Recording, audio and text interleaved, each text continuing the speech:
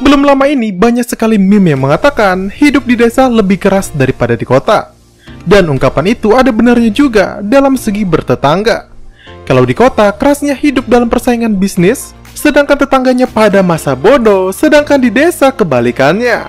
Tetangganya memang ramah-ramah, tapi sangat-sangat kepo kepada kehidupan kalian.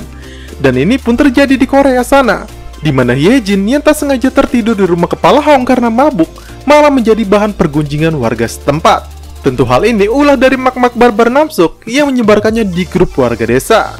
Namun masalah bagi Yejin tak sampai di situ saja. Dia pun terus kepikiran hal lain, yakni apa saja yang ia lakukan bersama kepala Hong saat mabuk tersebut. Apakah dirinya bercocok tanam seperti prasangka buruk dari para tetangga? Ya Lord. Oke, sebelum kita lanjut ke sinopsis episode 5 ini, bantu channel Micampe ini dengan cara menekan tombol subscribe-nya, agar Mimin tetap semangat memberikan konten-konten menarik untuk kalian semua. Gue mau. Warga desa yang makin penasaran dengan kisah cinta di antara keduanya pun berkumpul di toko kelontong. Mereka berdiskusi apakah pasangan Yejin dan kepala Hong adalah pasangan yang cocok. Dan akhirnya terbagi dua kubu di sini karena para nenek-nenek adalah fans berat alias fans setia dari kepala Hong. Masing-masing dari mereka membela jagoannya masing-masing, yang padahal benar maksud terselubung dari Pak Chunjae kalau pasangan itu saling melengkapi. Di sisi lain, kepala Hong yang habis makan siang bersama Yejin mengajaknya untuk minum kopi menghilangkan pegar. Tapi Yejin malah salah paham, menilai kepala Hong ini terus mengikutinya karena menyukainya. Belum lagi Yejin yang merasa lulusan kedokteran terus merendahkan kepala Hong yang menurutnya tidak selevel dengannya dalam segi pendidikan. Sampai akhirnya Yejin ini malu sendiri karena ketika ia berada di klinik, Misun mengatakan kalau kepala Hong ini lulusan terbaik Universitas Nasional Seoul. Lalu gelar ini diperkuat oleh para nenek yang mengasuhnya, di mana dalam rumpinya mereka mengatakan kalau kepala Hong sudah cerdas sejak lahir dalam segala bidang, termasuk dalam bidang bela diri sekalipun. Kemudian Misun juga melanjutkan kalau ada misteri mengapa lulusan universitas terkemuka sepertinya memilih tidak bekerja dan malah hidup di desa. Itu semua dikarenakan kejadian misterius di mana kepala Hong sempat menghilang selama 5 tahun setelah lulus dari kuliahnya. Dan kepala Hong bahkan menutupi hal itu dari warga desa hingga beredar rumor-rumor aneh kepadanya. Dari mulai ia adalah mata-mata lordnya Kim Jong-un sampai anggota BIN dari negaranya. Kemudian dari kata-kata Misun yang menyinggung mantan Yejin, kita jadi tahu flashback masa lalunya. Yejin yang dulu cupu pernah disakiti pria yang menganggap cintanya hanyalah permainan belaka.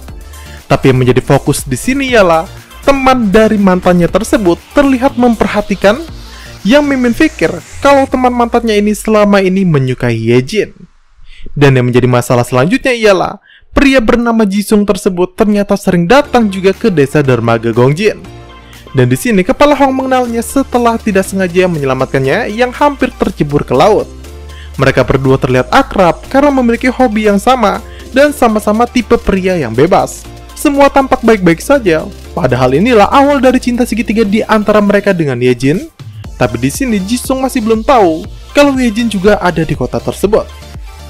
Seru nih kayaknya ya. Tapi pasti Jisung calon-calon sad boy melas nih. Iyalah, tokoh utamanya aja kepala Hong ya kan? Masa tokoh utamanya jadi sad boy? Ya Lord. Esok harinya, kepala Hong diminta Misun untuk menggantikannya membantu Yejin dalam penyuluhan menyikat gigi di SD. Dan setelah melakukannya, keduanya makan siang bersama, dan Yejin meminta maaf atas sikap arogannya kemarin. Tapi walaupun meminta maaf, rupanya dia juga masih tidak percaya kalau kepala Hong benar-benar lulusan Universitas Nasional.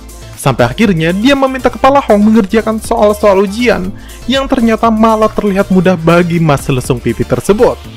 Konyolnya ketika kepala Hong menantang balik, Yejin malah tidak bisa mengerjakan soal matematikanya dan terlihat malu-malu sendiri, sedangkan kepala Hong tertawa memakluminya. Sampai akhirnya kepala Hong yang habis baper karena Yejin ingin mengelap saus di bibirnya, pergi mengajak Yejin untuk bermain hujan-hujanan di pantai. Kemudian setelah beberapa lama bermain, Yejin terlihat lelah dan merasa akan sakit. Kepala Hong pun menyentuh keningnya untuk mengecek seberapa panas suhu tubuhnya, yang membuat Yejin teringat kejadian semalam saat dirinya mabuk, di mana saat dirinya disentuh oleh Pak Hong pada bagian pipi, Yejin malah langsung menyosor bibir kepala Hong begitu saja. Dan mungkin inilah yang membuat kepala Hong sedikit trauma dan terlihat begitu takut ketika Yejin hendak menyentuh bibirnya saat membersihkan saus di bibirnya sebelumnya. Dan episode ini pun berakhir sampai di sini. Selain kepala Hong dan Yejin, cinta segitiga antara Yongguk, Bu Hwajung, dan Bu Guru Cho pun semakin panas. Bu Hwajung yang masih mencintai mantan suaminya terus saja dibuat jengkel melihat tingkah mantan suaminya tersebut yang terus mendekati Bu Guru Cho. Terlihat jelas di sini cintanya benar-benar sepihak karena Yongguk lebih memilih cinta pertamanya tersebut daripada Bu Hwajung. Sampai akhirnya Bu Hwajung ini diperlihatkan sakit pada bagian rahangnya, dan Yejin memeriksanya mengatakan ini disebabkan oleh Bu Hwajung yang sering menggertakkan giginya. Dan Mimin berpendapat kalau alasan mengapa Bu Hwajung sering melakukan hal tersebut ialah karena ia terus memendam perasaan jengkel kepada mantan suaminya, karena sebagian orang saat merasa kesal memang sering melakukan hal tersebut. Oke, sebelum kita menutup video ini, bantu channel Micin ini dengan cara menekan tombol subscribe-nya ya, agar Mimin tetap semangat memberikan konten-konten menarik untuk kalian semua. Gomawo!